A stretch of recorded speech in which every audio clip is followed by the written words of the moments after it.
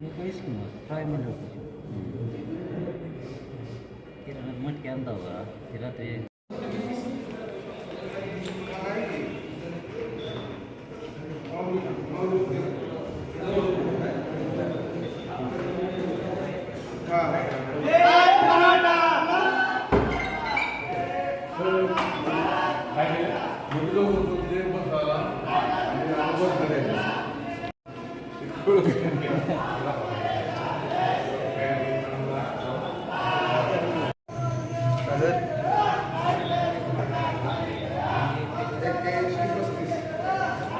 तिकडे जाणार नाही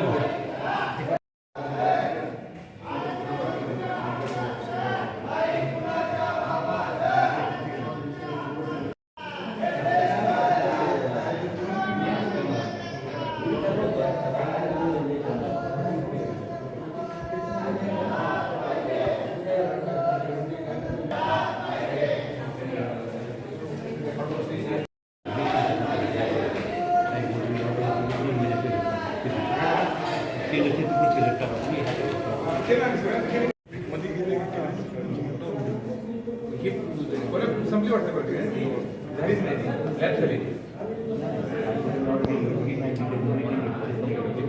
असली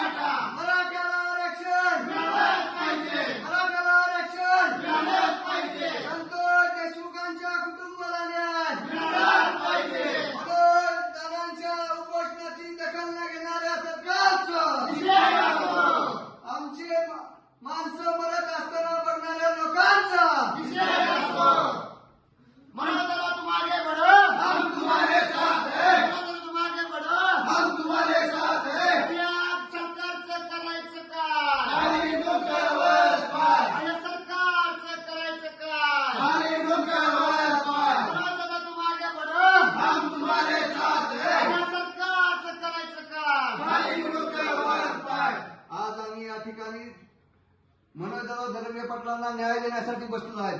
सरकारला थोडीशी सुद्धा लाज वाटत नाही की बाबा ही माणूस गेली 4 दिवस झालं उपाशी आहे. या माणसाबरोबर हजारो शेकडो लोक तिथं उपोषण करत आहेत. साधी शासन वैद्यकीय सुविधा देखील उपलब्ध करू शकत नाही. ही दुर्दैवाची गोष्ट आहे या छत्रपती शिवाजी महाराजांच्या राज्यात. चाललंय तरी काय याचा निषेध म्हणून आम्ही आज मराठा बांधव धाराशिव येथील जिल्हाधिकारी कार्यालयामध्ये स्वतःला बंद खोलीमध्ये कोंडून घेतलेला आहे. जोपर्यंत मनोज धनंजय पाटील यांच्या उपोषणाच्या दखल घेत नाहीत तोपर्यंत आम्ही इथून हलणार नाही आणि स्वतःच आणि लवकरात लवकर एक नाही स्वतःच्या जीवाचं काय होईल ते आमच्या आम्हाला धनंजय पाटील गेले 1.5-2 वर्षापासून मराठा समाजाच्या न्याय हक्कासाठी लढत आहे. आज त्यांचा या 1.5-2 वर्षातला 7वी वेळ उपोषणाची 4था दिवस आहे.